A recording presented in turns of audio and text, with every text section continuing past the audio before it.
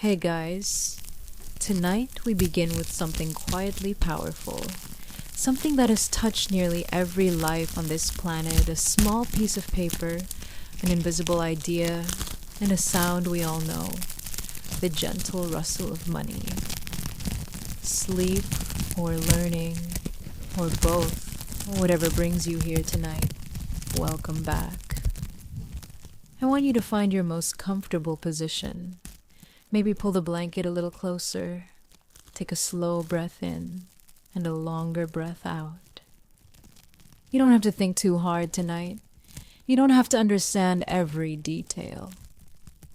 Just listen, and let the story carry you somewhere softer, slower, and calmer than the noise of your day. Because tonight, we're not talking about finance or power or greed. We're tracing the story of trust.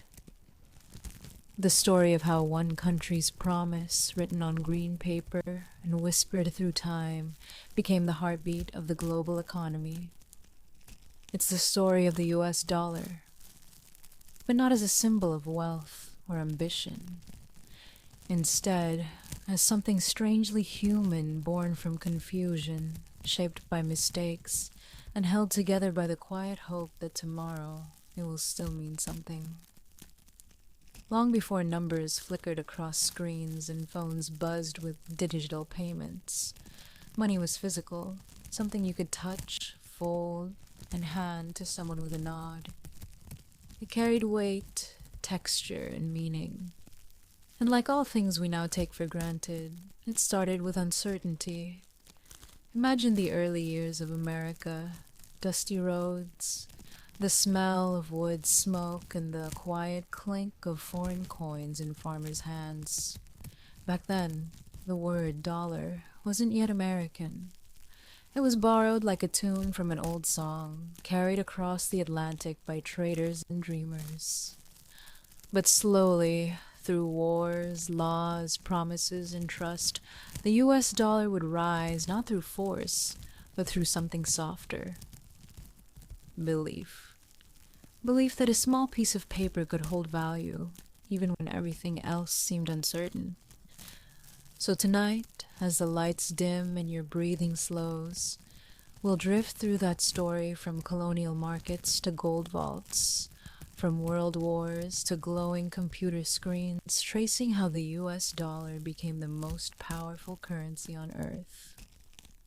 And maybe, somewhere in this quiet journey, you'll find a little reflection of your own, the comfort of knowing that even something as simple as trust can shape the world we live in. Now, close your eyes, let the day go, and let's begin. Chapter 1. The Birth of an Idea.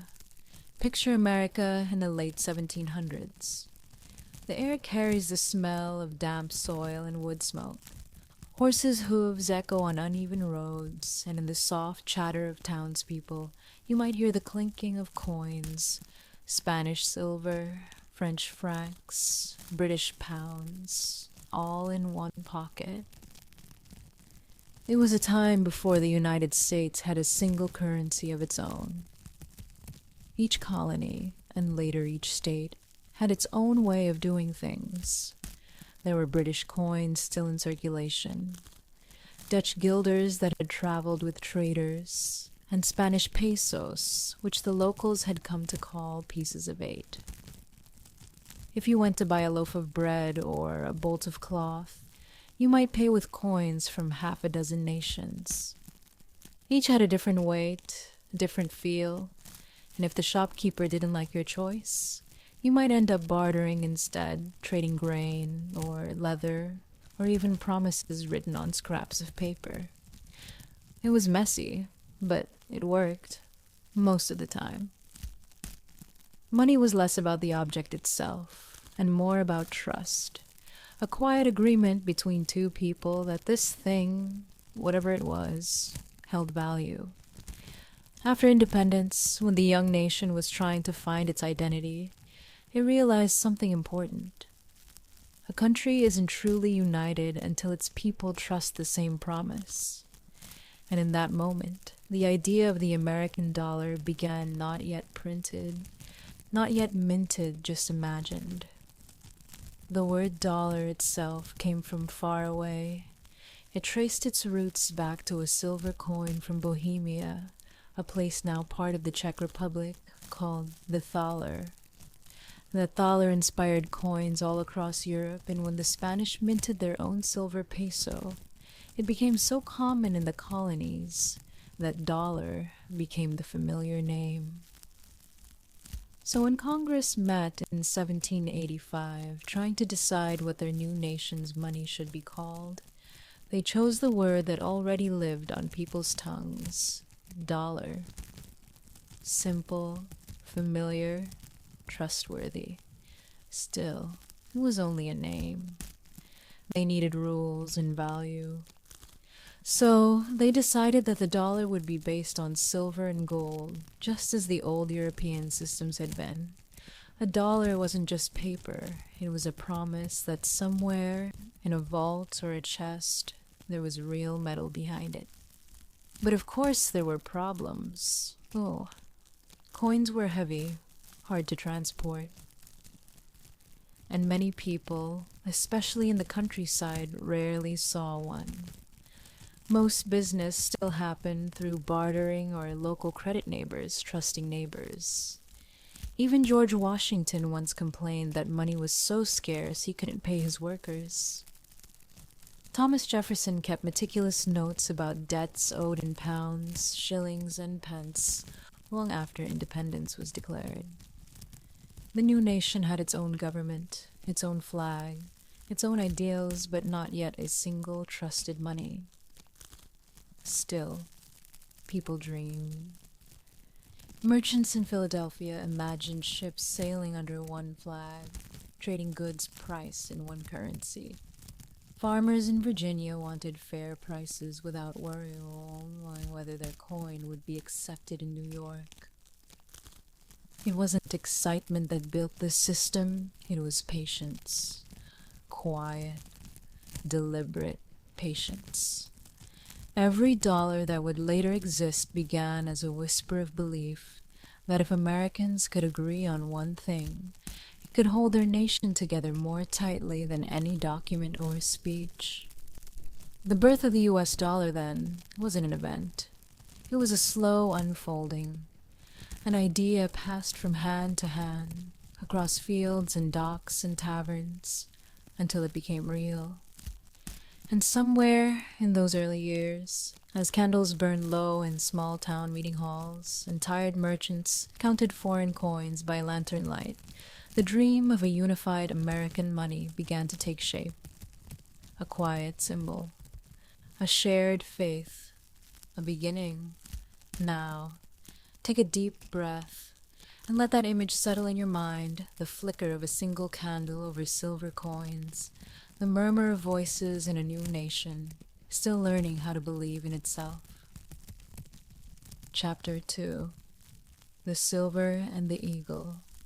The years passed softly. The young nation had a name for its money, the dollar, but now it needed something more tangible, something people could hold in their hands and believe in.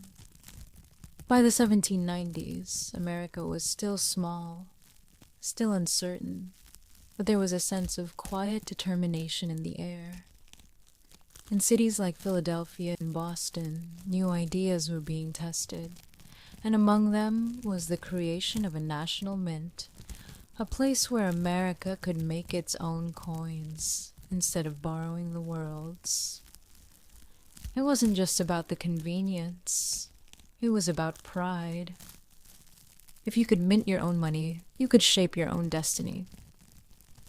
So, in 1792, Congress passed the Coinage Act. And with it, they brought to life the first official American dollar. Imagine for a moment that you're standing in that first mint, a modest building of brick and wood. The air smells faintly of oil and metal. Workers move slowly, carefully, as they feed silver blanks into heavy presses. With each strike of the die, a new image appears: Lady Liberty on one side and a proud eagle on the other. The sound is rhythmic, almost meditative clang. Pause, clang, like a heartbeat of a nation beginning to form. Each coin carries not just metal, but meaning. Liberty's flowing hair, the eagle's wings spread wide symbols of freedom and strength, captured in silver. These first coins were beautiful, but they were also fragile in spirit. People weren't sure if they could trust them. Paper money had been tried before during the Revolutionary War and had quickly lost value. The phrase, "not worth the Continental," had become a bitter joke. So now, these coins had to rebuild faith from the ground up. In the countryside, farmers turned the new silver pieces over in their hands, feeling the cool weight, studying the engraving. In port towns, merchants compared them to Spanish pesos, noting their similarities. And slowly, quietly, people began to accept them. The dollar was no longer just an idea, it had form, texture, and shine. But silver was scarce, and gold even more so. The government had promised that every coin represented a fixed amount of precious metal, but mining and refining it took time and skill. So while the silver dollar became the official standard, paper notes continued to circulate, backed in theory by the same metal resting in vaults. Trust, again, became the invisible thread tying everything together. To many Americans, the eagle on the coin wasn't just decoration, it was reassurance. A quiet symbol that even through hardship and uncertainty, there was something stable beneath it all. And that image, liberty and the eagle, would stay with the US dollar for generations to come, shifting in style but never in meaning. In the early 1800s, as America began to grow westward, industrially and in ambition, the silver dollar traveled with it. It jangled in the pockets of settlers heading toward the frontier. It paid for bread, horses, tools, and dreams. In its small, circular face, the entire spirit of the new nation shimmered the belief that hard work, fairness, and faith could turn ideas into reality. Sometimes, late at night, when the streets were quiet and lamplight flickered against shop windows, the sound of coins being counted was a kind of lullaby. Each clink a soft reminder that value, once agreed upon, has a rhythm of its own. Of course, not everything was simple. Silver's worth rose and fell. Gold competed for attention. Banks opened and closed. But through all of it, the image of liberty and the eagle remained calm, unchanged, and quietly reassuring. And so the dollar began its long journey from those first careful strikes in the mint to the bustling markets of a growing country. Each coin, no matter how small, carried a message. This is us. This is what we stand for. And though few realized it, those early silver dollars were the foundation for something that, centuries later, would touch every corner of the earth. But for now, in those early decades, it was still a whisper, a belief beginning to take flight.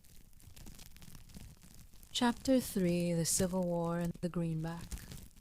As the 1800s unfolded, America changed quietly, but completely. The young nation was growing fast. Towns turned into cities. Railroads spread like threads of iron, and money flowed more than ever before. But beneath all that motion, something was beginning to strain. The North and South were moving in different directions, not just in culture, but in economy, in belief, in rhythm. By 1861, the tension had become too heavy to ignore. The nation that had once fought for independence now turned inward, divided against itself. And when war came, it brought with it a problem no one had truly prepared for. How do you pay for a war when your money is made of metal? Gold and silver coins disappeared almost overnight. People hoarded them, hiding them in boxes, under floorboards, or in jars buried in gardens. Because when life becomes uncertain, even a small, shining coin feels like safety. The government, desperate for a solution, turned to something fragile and untested paper. They called them greenbacks. Crisp sheets of ink and promise, printed in green to prevent counterfeiting, and signed with the hope that people would trust them as real money. But trust is a delicate thing. At first, many refused to accept them. Shopkeepers squinted at the paper and shook their heads. Farmers asked for gold instead. But the war pressed on, and greenbacks began to spread slowly, quietly through towns, through markets, through tired hands that simply needed to trade. For the first time, America was using money that wasn't backed by metal, only by belief. It was a strange, almost poetic moment in history. People were learning to trust the idea of value, not the weight of it. You can imagine the feeling. A soldier far from home, his pay folded into his coat pocket, soft, crinkled bills with the word United States printed boldly across them. Merchants counting green paper instead of silver coins at the end of the day. Children playing with the new bills, not fully realizing they held the future in their hands. The greenback became a symbol, not of wealth, but of endurance. It represented faith in a nation that was tearing itself apart, and a belief that, somehow, it would come back together again. And slowly, almost imperceptibly, people began to trust the paper. Not because they wanted to, but because they had to. War doesn't pause for economic debate. The years rolled on. The war ended. And when the dust settled, the country found itself holding on to a curious truth. The greenback, that fragile wartime invention, had survived. It had carried the nation through its darkest hour, and people had learned that value could live in something as light as paper, as invisible as confidence. Of course, not everyone approved. Bankers and goldmen argued that paper money was dangerous, a path toward inflation and chaos. They weren't entirely wrong. Prices had risen, fortunes had changed, but something deeper had also shifted. America had discovered that trust could be printed and still hold weight. After the war, Congress debated whether to keep greenbacks or return to gold and silver. But by then, the world had changed too much to go back entirely. The dollar had taken its first breath as a symbol of something greater, the faith of a people in their own government, their own word. It was no longer just metal or paper. It was a quiet, shared belief that the United States could promise something and keep that promise. And so, even after the guns went silent, the greenback lived on, folded into pockets and purses across the country. Its color faded, its paper softened, but its meaning endured. In a way, the Civil War had not only tested the nation's unity, it had tested its relationship with money, with trust, and with the invisible glue that holds societies together. The dollar had survived war, and because of that, it would never be the same again. Now, take a slow breath. Imagine the gentle rustle of those early greenbacks, passed from one hand to another, their inked promises glowing faintly in the light of a late 19th century lamp. A soft reminder that even in times of chaos, belief, quiet, steady belief can keep a nation alive. Chapter 4. the gold promise. The war had ended, but the echoes of it lingered in fields, in memories, and even in money. America was stitched back together, slowly, carefully, like an old quilt being mended by tired hands. The greenback had proven that paper could carry value. But still, people longed for something solid, something that gleamed when held up to the light. Gold. For centuries, gold had been more than a metal. It was a promise, one that sparkled with the illusion of permanence. And so, after years of uncertainty, the United States turned again toward the safety of gold. It was a way to restore confidence, to assure the world and its own citizens that the paper in their pockets wasn't just ink and fibers, but a reflection of something real. In 1879, the gold standard officially returned. Every dollar issued by the government could, in theory, be exchanged for a fixed amount of gold. It was a comforting thought that behind every printed bill lay a glimmer of something precious, resting quietly in a vault. In practice, few ever made the exchange. They didn't need to. What mattered was the belief that they could. The mere existence of the promise made the paper feel heavier, more trustworthy, more alive. Imagine a scene from that time, a small-town bank in the 1880s. The air smells faintly of ink, tobacco, and oiled wood. A teller counts crisp bills, stacking them carefully beside gold coins that catch the morning light. A farmer waits patiently, hat in hand, ready to deposit his week's earnings. Behind them, on the wall, hangs a framed notice, redeemable in gold. That phrase alone was enough to make people exhale. It was a quiet era, one defined by slow trains, ticking clocks, and a sense of steady rhythm. The dollar wasn't just a currency, now it was a part of life's daily hum. Farmers sold their crops for it. Factories paid their workers with it. Families saved it in jars or tucked it carefully into books. The promise of gold flowed through every handshake, every receipt, every ledger line. And yet, even in that calm, something subtle was changing. The country was growing faster than its gold reserves could match. The Industrial Revolution was transforming everything. Machines whirred, cities rose, and trade expanded across oceans. Gold, no matter how much shimmered in vaults, couldn't keep pace with human ambition. But people didn't see that yet. They saw stability, order, and peace. And perhaps, after decades of conflict and uncertainty, that was enough. For the ordinary person, life under the gold standard felt dependable. Prices stayed steady. The value of money didn't swing wildly. It was a time when the dollar felt like a rock, small, shining, and certain. Still, whispers of doubt began to appear in quiet corners. Some economists wondered if tying every dollar to gold was like tying a bird's wing to a stone beautiful but unable to soar. Others saw it differently, that gold gave discipline to human desire, grounding it in something tangible.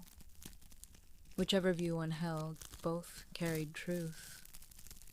By the turn of the century, America had grown into a global industrial force. Its railroads stretched from coast to coast, its factories roared with energy, and its banks glittered with confidence. The US dollar, backed by gold, was beginning to earn respect far beyond its borders. Foreign nations looked to it not just as money, but as a measure of reliability, a reflection of a nation that kept its word. In quiet offices and trading rooms across the Atlantic, men in suits began to trust American paper as much as their own. And slowly, without anyone quite realizing, the foundations of a global shift were forming. The dollar was learning how to lead, not through conquest or command, but through quiet trust.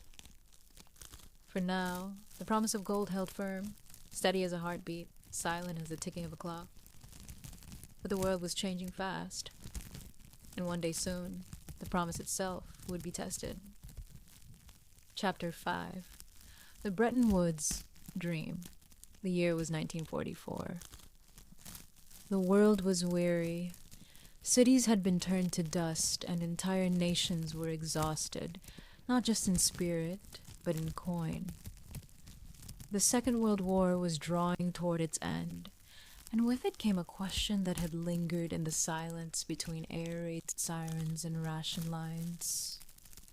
How would the world rebuild? And perhaps, more importantly, what money would hold it all together? Far away from the ruins, tucked in the quiet mountains of New Hampshire, a group of delegates gathered at a small, peaceful resort called Bretton Woods. There, surrounded by pine trees and crisp summer air, they dreamed of a financial order that could bring calm back to a chaotic world. Representatives from 44 nations sat together in long wooden halls, the light spilling in through open windows. Outside, birds sang, and the world for a brief moment felt peaceful again. They came not as conquerors, but as architects of something new. The idea was simple, but ambitious. To create a system of money that would make the world stable, predictable, and fair. A world where currencies wouldn't swing wildly, and nations could trade without fear of collapse. And at the center of this dream stood one country, the United States. By then, America was strong. Its factories had powered the war effort, its land untouched by bombing. And perhaps, most importantly, it held more than 2/3 of the world's gold. So when the time came to anchor the new system, everyone looked to the same shining metal and the same shining nation. The delegates agreed. Every currency in the world would tie itself to the US dollar, and the dollar, in turn, would be tied to gold. That was the quiet promise of Bretton Woods. $1 would equal exactly $35 per ounce of gold, no more, no less. A perfect, simple chain of trust. Gold sat at the center, like a calm sun. The dollar revolved around it, and the world's currencies revolved around the dollar. It was elegant and soothing in a way. After years of turmoil, it offered a rhythm the world could rest in. For everyday Americans, life continued quietly. Factories shifted from weapons to washing machines, from tanks to toasters. People built homes, planted lawns, and started families. There was a sense that everything, even money, was finally dependable again. The dollar was no longer just a national symbol. It became the backbone of the global order. If someone in France or India or Brazil wanted to trade, they often needed US dollars to do it. It was as though the green paper carried not just the image of Washington, but the steady heartbeat of an entire planet learning to breathe again. For bankers and economists, Bretton Woods was a dream of balance of measured exchange rates and gold-backed certainty. But for the ordinary person, it simply meant a kind of peace. Prices stayed calm, jobs returned, and the world for a time believed it had found harmony between paper and promise. Yet, beneath that calm surface, quiet cracks were forming. As decades passed, America spent more on wars abroad, on programs at home, and gold reserves began to thin. The dollar still promised gold, but fewer people believed it could truly deliver.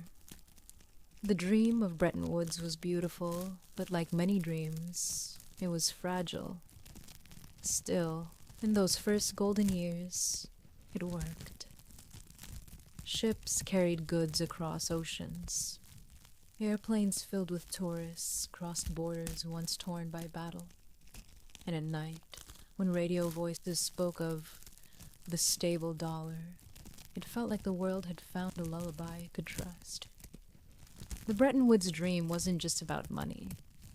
It was about rebuilding hope that human cooperation could replace chaos, that trust could be stronger than greed, and that paper, when promised, could be as powerful as gold.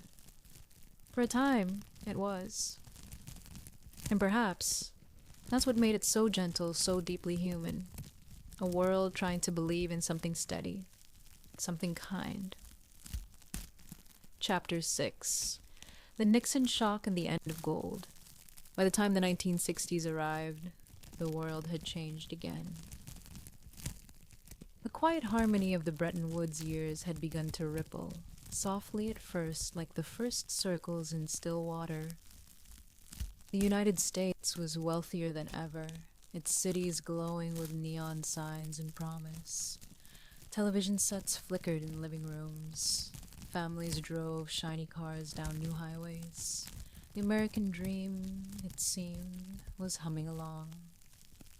But beneath that easy rhythm, the dollar was beginning to strain. The country was spending far more than it was, earning funding wars abroad and ambitious programs at home. The promise of gold still stood, but the vaults at Fort Knox were slowly emptying, ounce by ounce. Foreign nations had begun to notice. Countries like France started asking for gold in exchange for their dollars, as was their right under Bretton Woods. Ships quietly crossed the Atlantic, carrying America's gold back to Europe. And with each shipment, the once unshakable trust in the dollar trembled a little more. In Washington, officials whispered late into the night. They knew the truth. There wasn't enough gold left to keep the promise. If everyone asked for their gold at once, there simply wouldn't be enough to give. It was a dilemma that sat heavily in the quiet halls of power. And then came 1971. On an August evening, Americans gathered around their televisions. The screen glowed softly in living rooms across the country. Couches creaked, and the hum of a fan filled the air. President Richard Nixon appeared, speaking in his calm, deliberate tone. He announced what would later be known as the Nixon Shock, a phrase that sounded dramatic, but on that evening felt almost ordinary, even polite. He told the nation that the U.S. would suspend the convertibility of the dollar into gold. The words were careful, bureaucratic, but the meaning was enormous. In that single moment, the golden link that had anchored the dollar to the Earth's metal for nearly a century quietly snapped. The world's money for the first time in modern history was no longer tied to gold. It floated, untethered, carried only by faith. There was no explosion, no panic in the streets. The markets wobbled, the experts debated, but for the average person, life continued as usual. They still went to work, paid for groceries, filled their cars. Paper bills still passed from hand to hand, feeling just as real as before. And perhaps that was the most surprising part of all. Nothing really looked different. The gold promise was gone, but belief remained. In the quiet of those first days, the dollar adjusted to its new life. Free from the weight of gold, it began to move more easily, like a ship unmoored. It could expand or contract as needed, shaped by human choice rather than the slow digging of metal from the ground. Economists called it fiat money currency backed by nothing more than trust. But trust, it turned out, was powerful. The dollar didn't collapse. It adapted. And as the years passed, it even grew stronger, reshaping the entire global system around itself. Some saw the end of gold as a loss, a farewell to something pure, something grounded. Others saw it as liberation, a chance for the modern economy to breathe and evolve. But for the people living through it, the change felt quiet, almost invisible. Their paychecks came as usual. Their savings sat the same in banks. And yet, without realizing it, they were now living in a world where money had become entirely imaginary. It was no longer a piece of metal or a promise of gold. It was a story one told by numbers, screens, and trust. And somehow, that story worked. By the mid-1970s, the dollar had become something new, freer, faster, and more powerful than ever before. It no longer needed gold to prove its worth. Its value came from something deeper, from the faith of millions of people who continued to use it every single day. The golden age had quietly ended.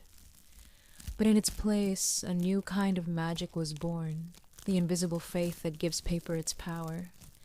And that faith, as history would show, was stronger than gold itself. And now, as we come to the end of tonight's story, let's take a slow breath together. In and out. The story of the US dollar from paper promises to global power is, in many ways, the story of belief itself. It began as something uncertain, fragile, even just ink on paper, printed in faith that people would trust it. Then came gold, shining quietly in vaults, giving weight to every promise made. And later, that faith evolved from gold to government, from metal to meaning. What holds value, after all, isn't only what glitters. It's what we agree has worth. The dollar's journey reminds us that even the most powerful systems rest upon something deeply human trust. That invisible thread that connects hands across oceans, across generations. Think of it for a moment. A simple dollar bill, soft from use, passed through countless hands. A worker's pay, a child's allowance, a traveler's tip in a foreign cafe. Each exchange carrying a small, quiet story. Every crease in that bill tells of moments lived, of effort, of hope. And somewhere within that paper, perhaps, lingers the faint echo of history, of miners digging gold from earth, of bankers stamping seals, of leaders speaking into glowing televisions, shaping the course of economies while the world slept. The story of money isn't about wealth. It's about connection, how we trade not just things, but trust, day after day. Now, as you rest there, eyes heavy, feel the calm of that thought. The dollar, like the heartbeat of modern life, moves quietly, endlessly. Sometimes strong, sometimes uncertain, but always flowing. And much like that current, your thoughts too can drift, slow, steady, and peaceful. Imagine yourself floating through time, past the old wooden banks of the 1800s, where sunlight caught on polished coins, past the echoing halls of Bretton Woods, where men in suits dreamed of a world rebuilt, past the hum of 1970s televisions, where the promise of gold gently faded into the hum of a new age, each era softer than the one before, each moment part of a larger rhythm, one that leads, quietly, to where we are now. The dollar, the economy, the world, all of it keeps moving, gently, as you drift deeper into rest. The numbers on screens, the prices in stores, they're just reflections of something older and simpler, human imagination. The same imagination that once tied value to shiny metal now ties meaning to quiet trust. And so tonight, as you lay there, you can let your own thoughts do the same, loosen their hold, float free from the noise of numbers, of work, of worry. Everything is still now. You are safe. The world turns quietly the same way it always has. The story of the dollar doesn't end. It simply continues like a river, winding, patient, eternal. And somewhere within that slow current, you can rest. Let your breathing match its rhythm, gentle, steady, like a pulse of history itself. If your mind wanders, that's all right. Let it drift through quiet vaults filled with golden light, through pages of old ledgers with fading ink, through calm rooms where people long ago whispered plans that shaped our world. All of it distant now, all of it peaceful. You are part of that story too, a listener, a dreamer, another keeper of small faith in the quiet value of life. And as the last traces of thought begin to fade, let the sound of your breath become the only currency that matters. Inhale and exhale. The markets rest, the world sleeps. And somewhere in the background, hum of the night, the story of the dollar and of you continues softly, endlessly. Good night, traveler. Sleep well, and may your dreams be steady and kind.